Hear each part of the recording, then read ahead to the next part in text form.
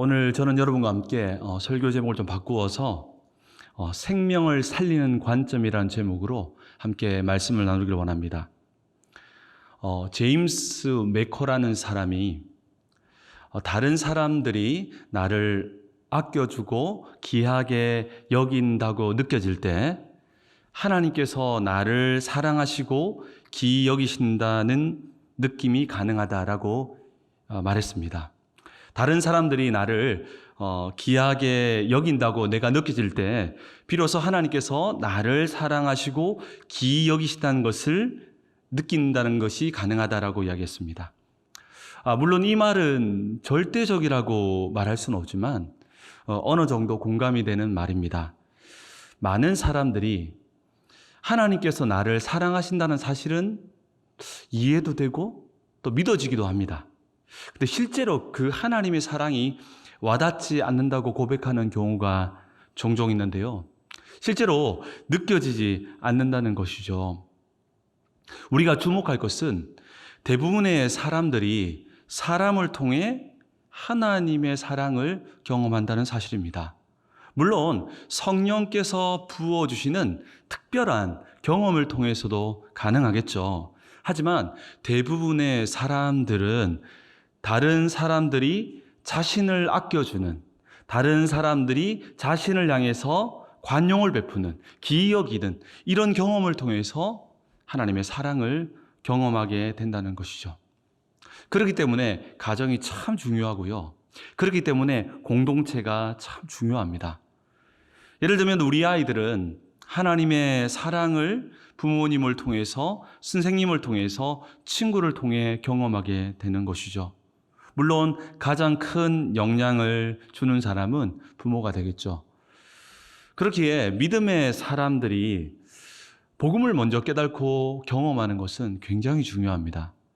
왜냐하면 복음을 정말 경험했다면 하나님의 사랑을 주변 사람들에게 자연스럽게 드러낼 것이기 때문입니다.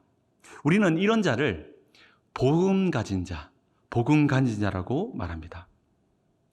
하나님께서는요, 우리를 구원하실 때, 우리에게 찾아오셨을 때, 먼저 우리를 바꾸려고 하지 않으셨습니다.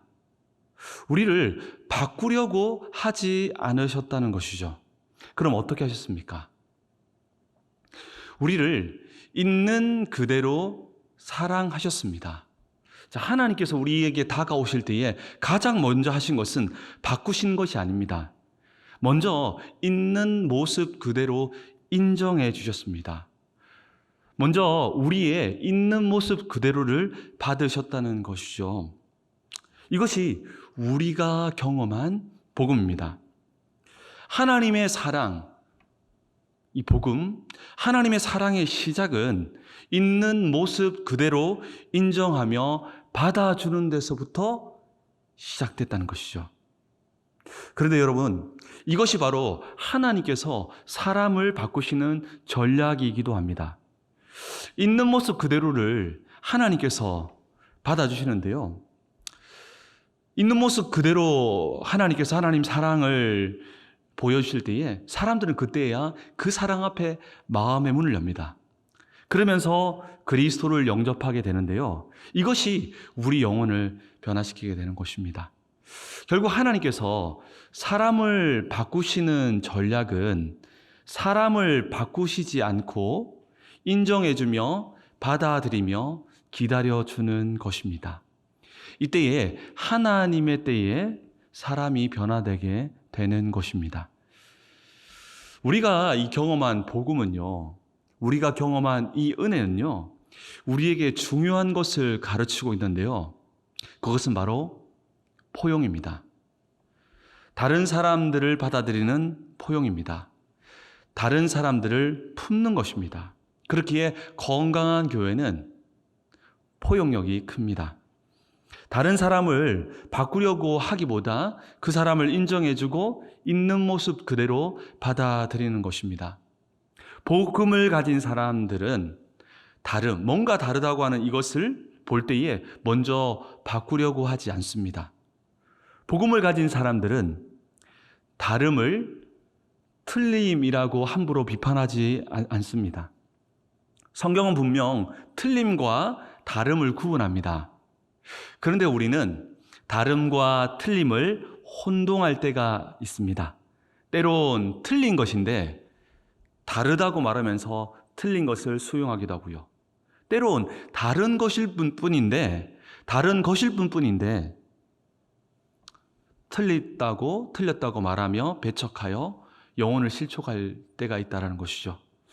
오늘 본문은 복음을 가진 자로서 다름의 문제를 틀림으로 보지 않아야 함을 말합니다. 그러면서 우리에게 새로운 관점을 가지고 사람을 볼 것을 말씀하시는데요. 그렇다면 오늘 본문은 우리에게 어떤 관점을 가르치는지에 대해서 한번 살펴보도록 하겠습니다. 여러분, 오늘 본문 앞장인 로마서 12장과 13장에서는 성도들에게 중요한 가르침을 전하고 있는데요. 반드시 하나님과의 관계에 기초하여 삶의 연장에서 의를 실천할 것을 권면합니다. 자기 열심이 아닌 하나님 관계로 인한 힘이 바로 의를 이루는 출발점임을 로마서 12장, 13장에서는 강조하고 있습니다. 하나님과의 관계 속에서 얻은 힘을 가지고 삶의 현장에서 의를, 거룩함을 실천해야 한다는 것이죠. 오늘 본문 14장과 15장에서는 로마 교회 성도들을 향해서 당면한 문제 있지 않습니까? 당면한 문제를 조명합니다. 로마 교회 안에는 음식과 절기에 대한 문제가 있었습니다. 로마는 당시 거대한 도시였고 세계의 중심이었습니다. 그러니 다양한 민족, 다양한 문화가 있었습니다. 그런 로마 교회 안에는 유대인 기독교인과 이방인 기독교인들이 있었는데요. 이들에게는 문화적인 또 민족적인 다름이 있었습니다. 그러면서 바로 음식 문제와 절기 문제가 나타났습니다. 로마 교회 안에는 몇몇 유대인 기독교인들이 예수님을 믿지만 여전히 부정한 음식을 구별하여 먹지 않았고 구약의 절기를 중시하며 지켰습니다. 당시에 시장에 유통되었던 대부분의 고기가 우상에게 드려진 제물이었습니다. 유대인 그리스도인 중에서 혹시 부정한 음식으로 범죄할까봐 고기를 먹지 않고 채식만 하는 자들이 있었습니다. 이들은 이것이 하나님을 기쁘시게 하는 것이라고 생각했습니다. 그런데 문제는 복음은 율법을 이미 완성하였습니다. 그리스도께서 율법의 모든 의식법들을 완성하였습니다. 구약에서는 음식과 절기, 이러한 의식들을 통해서, 절기를 통해서 그리스도의 그림자를 통해서 하나님과 교제했습니다. 그림자를 통해서 하나님과 교제했다는 것이죠. 그런데 신약에서는 이제 그림자가 아니라 실체로 하나님과 교제하게 됩니다. 이제는 그리스도께서 보내신 성령을 통해서 하나님과 직접 교제하게 된 것입니다. 그리스도께서 하나님과 교제할 수 있는, 모든 사람들이 하나님과 교제할 수 있는 문들을 여셨다는 것이죠. 그리스도를 통해서 정말 하나님과 교제할 수 있는 복이 시작되었는데요. 이 복이 바로 여러분 알고 있는 창세기 12장에 아브라함에게 약속하셨던 복입니다. 여러분, 이제는요, 율법의 그림자가 아닌 복음의 실체를 통해서 하나님 만나는 시대가 되었습니다. 그림자가 아닌 실체로 하나님을 만나는 것이죠. 복음의 실체 안에는요, 그리스도 안에서의 자유가 있습니다. 더 이상 음식법, 그리고 절기에 매이지 않고 오직 그리스도에게만 매일 수 있는 참된 자유가 임했다는 것이죠. 복음을 가진 자들은 이러한 복음을 깨닫고 그리스도 안에서의 자유를 누렸습니다. 그런데 문제는 이 로마 교회, 이 교회 안에 예수를 믿는다고 하면서 복음을 깨닫지 못한 채 살아가는 자들이 있었습니다. 이러한 자들은 구원은 받았지만 구원의 축복을 누리지 못했습니다. 하나님께 복을 받았지만 이 복을 누리지 못했다는 것이죠.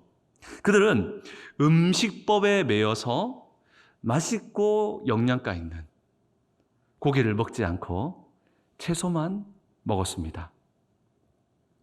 당시 로마 교회 안에는 보수적인 유대인 그리스도인과 개방적인 헬라파 그리스도인들이 있었습니다. 사실 이 둘의 문화가 너무나 달랐습니다. 유대인 그리스도인들은 예수님을 믿으면서 유대 전통, 각종 율법의 의식들을 떨쳐내지 못했습니다. 여전히 그리스도가 아닌 유대 전통에 매여서 신앙생활을 했습니다. 아니, 예수님을 믿고 유대 전통도 함께 따랐다는 것이죠. 그러니까 유대 전통 문화와 헬라 문화와의 그 그리스도인들 사이에 문화적 충돌이 계속되었습니다.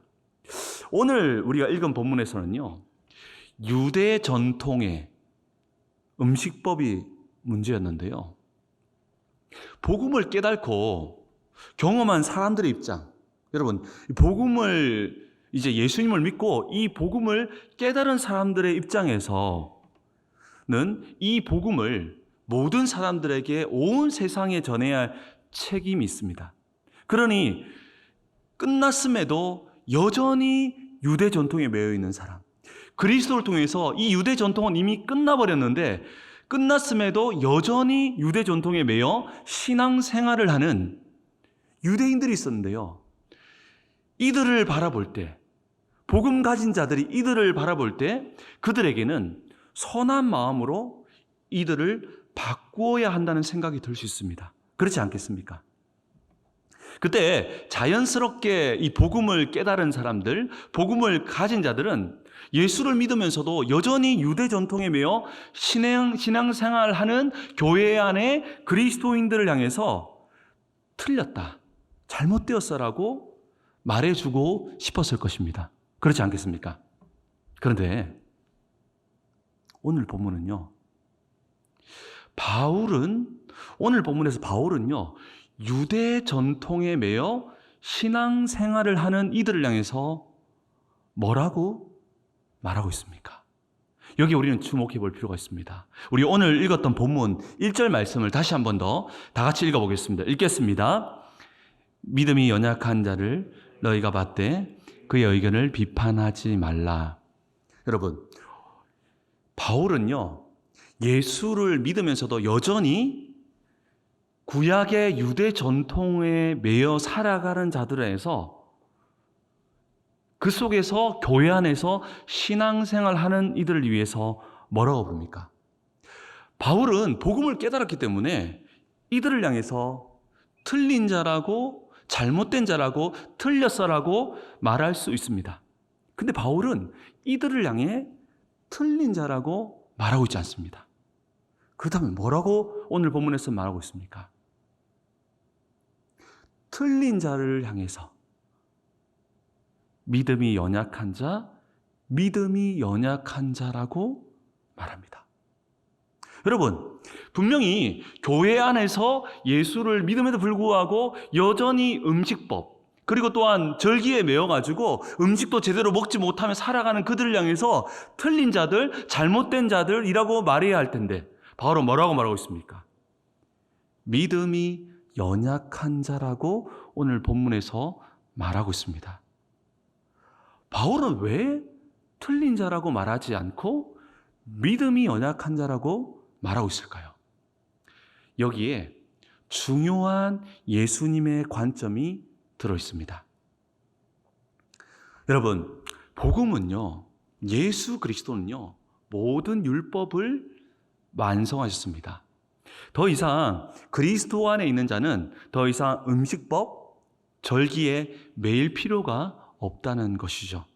이제는 더 좋은 언약이 되시는 그리스도를 통해서 하나님 만나면 됩니다. 이제는 의식이라고 하는 그림자가 아니라 실체를 통해서 하나님 만나는 것입니다. 그리스도를 통해서 하나님을 만나는 것이죠. 이제는 그림자가 아닌 더 좋은 실체를 통해서 하나님을 만나는 시대가 열린 것입니다. 그런데 문제는 예수님을 믿는다고 하면서 여전히 유대 의식법에 매여 있는 자들이 있었습니다. 분명 복음적인 관점에서 볼 때 이들의 행동은 잘못된 것이고 틀린 것이었습니다. 분명 진리의 관점으로 볼 때 틀렸다고 말해줘서 그들의 신앙을 고쳐야 할 것 같은 느낌이 듭니다. 그런데 오늘 본문에서 바울은 이들을 향해 틀린 자라고 말하지 않았다는 것을 주목해야 합니다. 틀린 자라고 말하지 않고 도리어 이들을 향해서 비방하지 말라고, 비판하지 말라고 또 오늘 본문에서 말합니다. 여러분, 우리가 생각해봐도 틀린 것을 틀리다고 말해야 고칠 것이 아닌가? 라는 생각이 들 수 있지 않습니까? 그래서 우리는 때로는 틀렸다고 말하고 있지는 않습니까? 그런데 바울은 예수를 믿으면서도 유대 전통에 매여 신앙생활하는, 어떤 부분에서는 잘못된 신앙생활하는 이들을 향해서 틀린 자라고 생각하지도 비판하지 말라고 말합니다. 그 이유가 무엇일까요? 바울은 분명히 복음을 가진 자 맞습니다. 복음을 깨달았고요. 율법을 분명히 깨달았기 때문에 우린 더 이상 율법의 의식법에 매이지 않은 자유함이 그리스도 안에서 선포되었습니다. 바울의 입장에서 볼 때 분명 율법에 매여 신앙생활 하는 자들은 틀린 자가 맞습니다. 그런데 바울은 오늘 본문에서 틀린 자처럼 보이는 율법에 매인 자들을 향해서 뭐라고 부릅니까? 틀린 자가 아닌 믿음이 연약한 자라고 부릅니다. 왜 바울은 틀린 자처럼 보이는 이들을 향해서 믿음이 연약한 자라고 말하고 있을까요? 이 답변이 우리에게 새로운 관점을 제시하고 있음을 알 수 있는데요. 여러분, 복음은요, 맞고 틀리고의 문제보다 더 중요하게 생각하는 가치가 있습니다. 여러분 듣지 않았습니까? 진리가 중요하다 정말 하면서 이 맞고 틀리고, 성경에 맞고 틀리고 얼마나 중요한 문제입니까? 그런데요, 복음은요, 맞고 틀리고의 문제보다 더 중요하게 생각하는 가치가 있습니다. 이 사실을 모르면 사실요, 하나님의 마음을 알 수 없습니다. 맞고 틀리고의 문제, 분명 성경에서는 중요한 이슈입니다. 아주 중요한 이슈입니다. 그런데 그것보다 더 중요한 가치가 있습니다. 더 중요한 것이 있습니다. 여러분, 그것이 무엇일까요?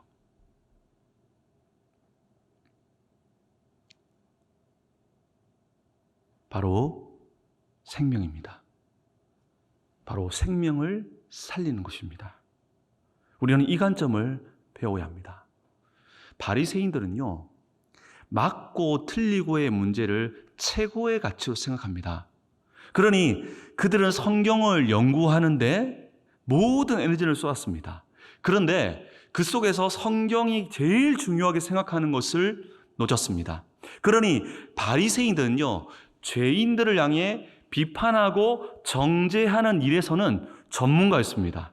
물론 때론요, 여러분 이건 인정하셔야 됩니다. 때론 정죄가 회개에 이르게 함으로 생명을 살리는 경우도 있습니다. 그런데요, 정죄가요, 영혼을 실족하게 함으로 생명을 죽이는 경우도 많습니다.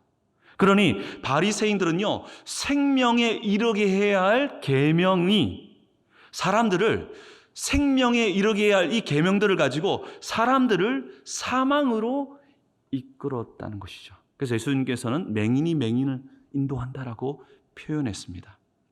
바울도요, 복음을 깨닫기 전에는 이러한 오류를 범했는데요, 로마서 7장 10절에 이렇게 고백합니다.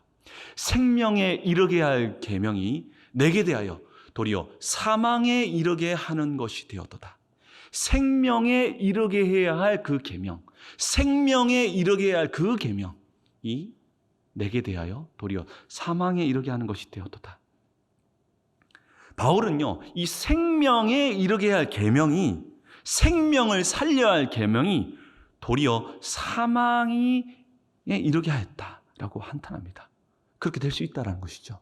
이 생명에 이르게 하는 이 말씀이요, 잘못 사용하면 사망에 이르게 할 수도 있다는 것이죠.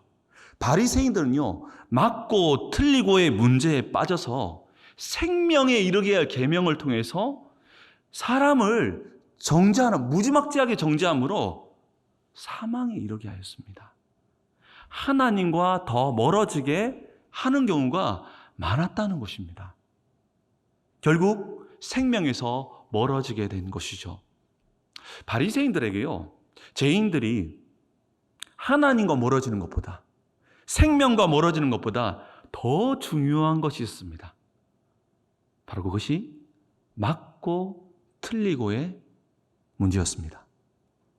바리새인들은요, 예수님을 바라볼 때도 맞고 틀리고의 문제로 바라봅니다. 그러니 여러분, 예수님은요, 성경의 본질입니다. 성경의 본질 되시는 예수님께서 도리어 성경에 벗어났다라고 비판하고 비방합니다.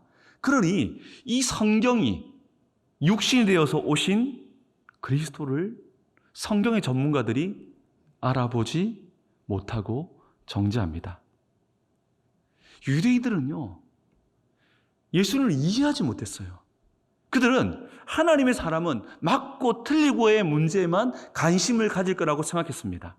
유대인들은요, 성경의 진리에 맞냐 틀리냐에만 관심을 가졌는데요, 예수님은요, 그것보다 더 높은 가치에, 더 중요한 가치에 관심을 가지십니다. 그것이 무엇입니까? 바로 생명입니다. 바리새인들은요, 맞냐 틀렸냐의 관점을 가지고, 그 문제를 가지고 세상을 바라보았습니다. 그런데 예수님께서는요, 다른 관점으로 세상을 바라봅니다. 예수님께서는요, 맞고 틀리고의 문제보다 생명을 살리는 문제에 더 큰 가치를 두었습니다. 예수님은 항상 생명을 살리는 일에 관심을 두었다는 것이죠. 생명을 위해서는, 정말 생명을 살리기 위해서는 좀 틀리면 어떠냐 라는 것이 예수님의 관점이었습니다. 그런데 이 바리새인들은 도저히 이것을 이해할 수가 없었습니다. 무엇이 되었던 절대로 틀릴 수 없다는 것입니다. 영혼이 사망에 이르러도 절대 틀리지 않기만 하면 된다는 것이 그들의 마음이었습니다. 그러니 이 영혼에 어떻게 될까 관심이 없었습니다. 그냥 무조건 잘못됐으면 정죄해서 완전히 사람을 나락으로 떨어져서 사망에 이르게 했습니다. 오늘 본문을 보면 바울은 유대 전통의 매인 자를 단지 연약한 자로만 표현하지 않고 또 다른 방식으로 표현하는데요. 우리 오늘 읽었던 본문 로마서 14장 3절 말씀을 다시 한번 함께 읽어보겠습니다. 읽겠습니다. 시작. 먹는 자는 먹지 않는 자를 업신여기지 말고 먹지 않는 자는 먹는 자를 비판하지 말라. 이는 하나님이 그를 받으셨습니다. 여기에 주목할 것은 하나님이 그를 받으셨습니다. 하나님이 그를 받으셨습니다. 바울은요, 예수를 믿으면서도 율법에 매여 살아가는 틀린 자처럼 보이는 이들을 향해서 또 뭐라고 말합니까? 이들을 향해서요, 하나님이 그들을 받으셨습니다. 하나님이 그들을 받으셨습니다. 하나님이 그들을 받으셨다는 것은 하나님께서 그들을 용납하셨다는 것입니다. 이를 바꾸어서 표현해보면, 오늘 전체 설교에서 표현해보면 이게 무슨 말? 하나님께서 받으셨다. 하나님께서 그를 받으셨다. 이거 어떤 표현이냐면, 바꿔서 표현해보면 생명을 살릴 수 있다면 좀 털리면 어떠냐? 그 말씀하시는 것입니다. 틀려도 된다는 말이 아니라 생명을 살리는 것이 더 중요하다는 말입니다. 생명을 살리기 위해 좀 틀리면 어떠냐? 이것이 예수님의 관점이었습니다. 틀리자는 이야기가 아닙니다. 요나를 보십시오. 하나님께서 니느웨 백성들을 살릴 것이라고 하나님의 뜻을 요나에게 말합니다. 그때 요나는 뭐라고 말합니까? 니느웨 사람들이 틀렸기 때문에 싫다고 말합니다. 틀렸기 때문에 싫다는 겁니다. 그때 하나님의 답변은 무엇이었습니까? 생명을 살릴 수 있다면 조금 틀리면 어떠냐? 그 말씀이 바로 요나서 4장 마지막 절에 있는 10절과 11절의 말씀입니다. 제가 읽어드리겠습니다. 여호와께서 이르시되 내가 수고도 아니하였고 재배도 아니하였고 하룻밤에 났다가 하룻밤에 말라버린 이 박농쿨을 아꼈거든. 하물며 이 큰 성읍 니느웨의 자우를 분별하지 못하는 자가 12만여 명이요 가축도 많이 있나니 내가 어찌 아끼지 아니하겠느냐. 좌우를 분별하지 못하는 자, 내가 어찌 아끼지 아니하겠느냐. 예수님께서는요 바리새인들보다 더 높은 가치를 붙듭니다. 그것이 바로 오늘 우리가 함께 나누길 원하는 생명의 관점입니다. 예수님께서는요 생명의 관점으로 세상을 바라보고 있었습니다. 그러니 바리새인들과 안식일을 향해서도 관점이 달랐습니다. 바리새인들은요 안식일 규정에 모든 관심을 쏟았지만 예수님께서는요 안식일에 어떻게 하면 생명을 살릴까에 대해서 모든 관심을 쏟았습니다. 예수님께는요 안식일의 규정보다 생명을 살리는 것이 더 우선순위였습니다. 그런데 바리새인들은 달랐죠. 이런 바리새인들에게 성경이 가장 중요하게 생각하는 관점이 무엇인지를 마가복음 3장 4절에서 예수님께서 알려주십니다. 우리 마가복음 3장 4절은 우리 자막이 나오니까 우리 함께 한번 읽어보겠습니다. 읽겠습니다. 시작. 그들에게 이르시되 안식일에 선을 행하는 것과 악을 행하는 것, 생명을 구하는 죽이는 것 어느 것이 옳으냐 하시니 그들이 잠잠하거늘. 생명을 살리는 것과 생명을 구하는 것과 죽이는 것 어느 것이 옳으냐. 이 생명을 살리는 것이요 이 계명, 율법의 중심 사상임을 알려주십니다. 바리새인들은요 생명에 이르게 할 계명을 가지고 수많은 사람들을 어떻게 했습니까? 사망에 이르게 했습니다. 예수님께서는요 하나님의 계명은 결국 생명을 살리는 방향임을, 이 계명은 생명에 이르게 하는 계명임을 그의 공생애를 통해서 보여주신 것입니다. 분명 진리에 맞고 틀리고의 문제는 정말 중요한 문제입니다. 그러나 성경은 그것보다 더 중요한 문제가 있다고 말합니다. 그것은 생명을 살리는 것입니다. 이러한 예수님의 생명의 관점을 이해한다면 오늘 우리가 읽은 본문을 쉽게 이해할 수 있습니다. 분명 복음 가진 자들의 눈에 율법에 매여 살아가는 자들은 분명 틀린 것입니다. 그런데 생명의 관점으로 볼 때 틀린 것이 아닌 다른 관점으로 보인다는 겁니다. 어떻게 해요? 연약한 것입니다. 믿음이 연약한 자라는 것입니다. 복음을 가진 우리들, 복음을 가진 자들은요, 생명의 관점을 가져야 하는데요, 죄가 아닌 이상, 큰 범죄가 아닌 이상은요, 틀린 것을 연약함으로 보아야 한다는 것이죠. 왜 그렇습니까?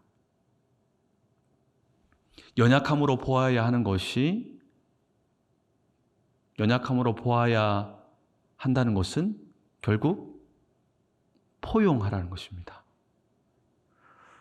복음의 원리인 포용으로 생명을 살리라는 것입니다. 연약함으로 보아야 한다는 것은 배척하지 말고 진정으로 도우라는 것입니다. 잘못된 것은 도와야 할 대상이지 정죄해야 할 대상이 아니라는 것입니다. 이것이 예수님께서 바라보았던 생명의 관점이었습니다. 말만 하지 말고 그 영혼을 위해서 움직이라는 것입니다. 그렇기에 우리는 교회 안에서, 공동체 안에서 정말 죄가 아닌 이상 그 틀린 자를 향해서 정죄하거나 배척하지 말라라는 것이죠. 그럼 어떻게 하라는 것입니까? 포용함으로 연약함을 도와서 생명을 살리는 것입니다. 이것이 우리가 죄인 되었을 때, 우리가 아직 죄인 되었을 때 하나님께서 우리를 구원하신 방법입니다. 그렇게 바울은 틀린 자처럼 보이는 성도를 향해 틀린 자라고 말하지 말고 믿음이 연약한 자라고 표현하라고 말합니다.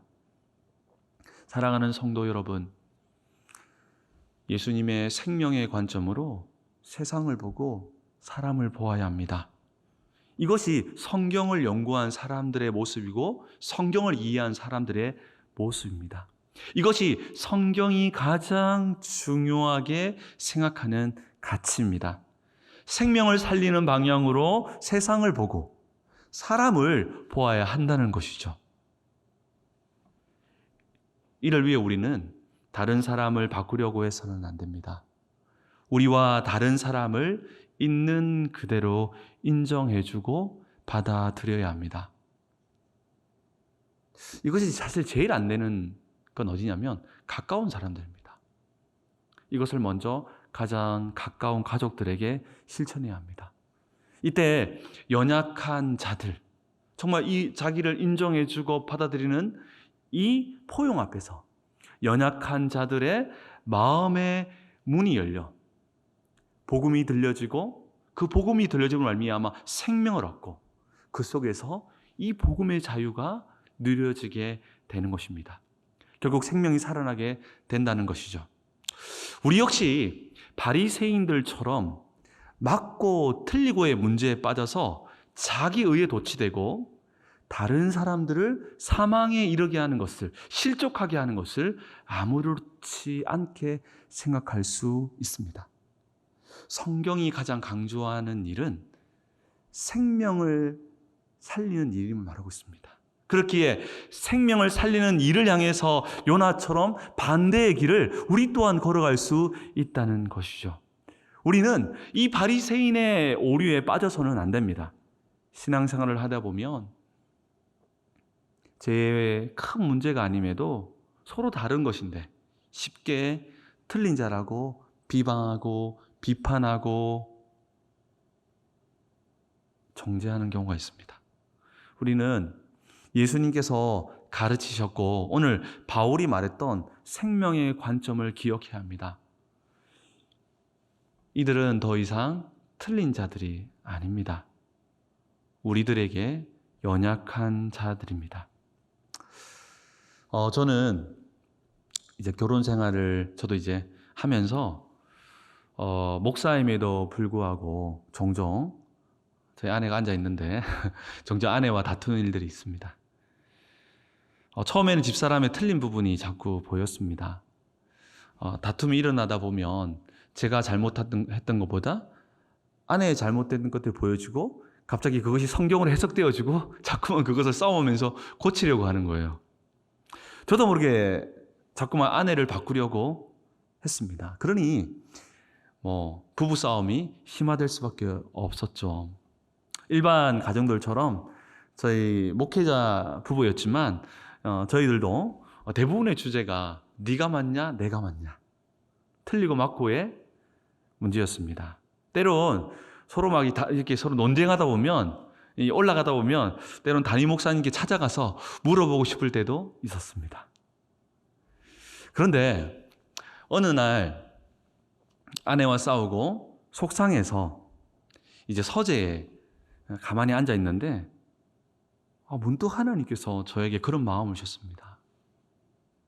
제 이름이 찬대니까 찬대야, 네 아내가 내게 무슨 말을 했느냐라고 물으시더라고요. 그러니까 싸움할 때 어떤 말을 했냐고.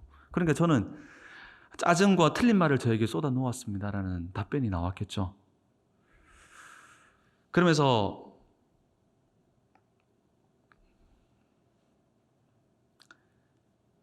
하나님께서 제게 그런 마음을 주셨습니다. 네가 잘못 들었어. 네가 잘못 들었어. 분명히 저는 짜증과 불만 섞인 이야기들로 가득한 이야기를 들었는데 하나님께 그렇게 마음으로 대답했더니 하나님께 제게 들려주시는 대답이 네가 잘못 들었어. 하나님, 분명히 그렇게 말했는데요. 그때 하나님께서 제 마음 가운데에 하나님이 들렸던 음성은 아니야. 나 너무 힘들어. 나 좀 도와줘. 나 너무 힘들어. 나 좀 도와줘. 라고 말했다고 제 마음속에 들려주시더라고요.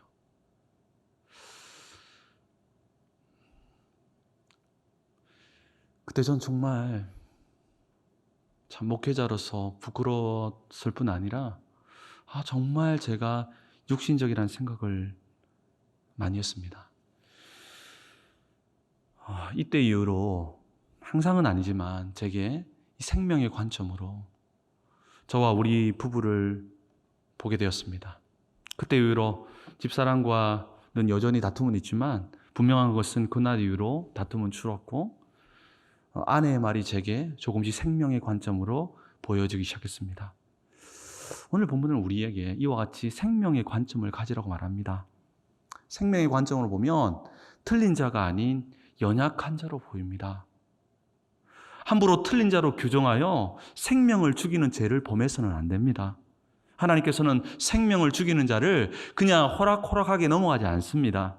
마가복음 9장 42절에 보면 생명을 죽이는 자는, 실족하게 하는 자는 연자맷돌을 그 목에 메어서 바다에 던지는 것이 나으리라고 말했습니다. 이 말은 하나님의 농담이 아닙니다.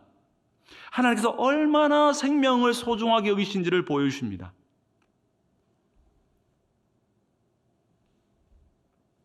사랑하는 성도 여러분, 우리도 모르는 사이에 맞고 틀리고의 문제에 빠져 사람들을 쉽게 틀린 자로 정죄하고 혹시 비판하지 않았습니까?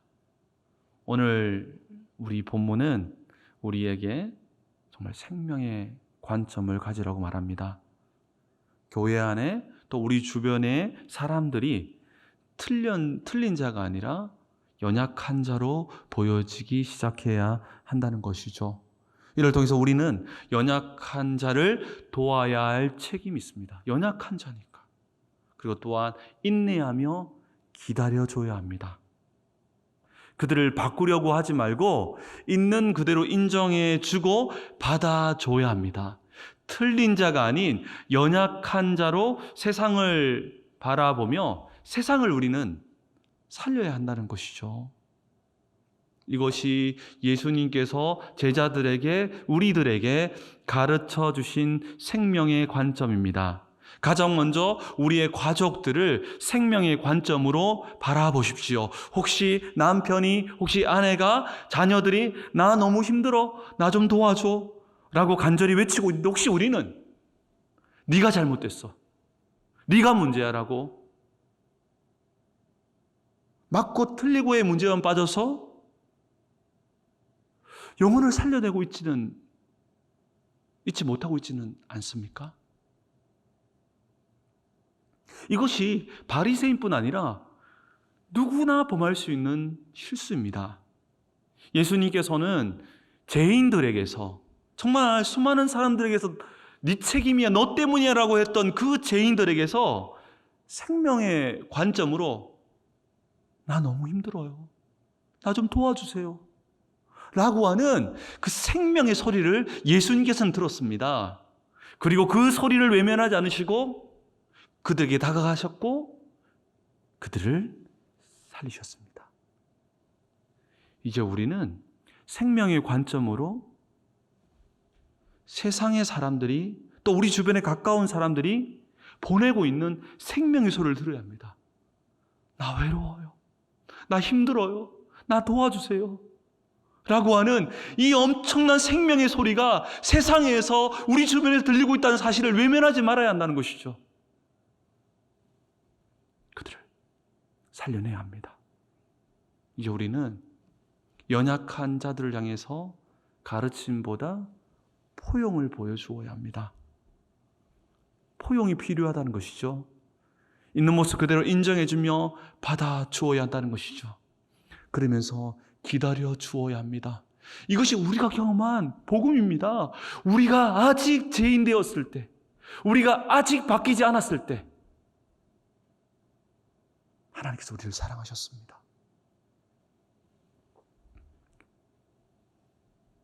우리가 있는 모습 그대로 그대로 인정해주며 받아주어야 한다는 것이죠. 그러면서 기다려 주어야 합니다. 이때 그들의 마음의 문이 열려져서 그때부터 비로소 말씀이 들려집니다. 그 말씀이 들려짐으로 그 말씀이 그들을 살리게 될 줄 믿습니다. 마음 문이 열려져야 말씀이 들려집니다. 우리가 정말 그들을 기다려주고 포용할 때 그들의 마음 문이 열려지고 우리가 하는 것이 아니라, 얄팍한 인간의 그런 포용이 사람을 변화시키는 것이 아니라 그때의 마음 문이 열려지고 그때의 말씀이 들려짐으로 말씀이 그들을 살려낸다는 것입니다. 우리는 그 사실을 믿어야 한다는 것입니다. 복음은 생명입니다. 결국 복음을 가진 자들은 교회 왔다 갔다 하는 사람이 아니라 품는 자들입니다. 품을 때 하나님께서 일하십니다. 그렇게 우리는 사람의 다름을 먼저 바꾸려고 해서는 안 됩니다. 우리는 품어야 합니다. 이때에 하나님께서 그 사람을 변화시킬 줄 믿습니다. 오늘 말씀을 통해 생명의 관점으로 세상을 보고 세상을 살리는 저와 여러분 되기를 예수 그리스도 이름으로 축원합니다.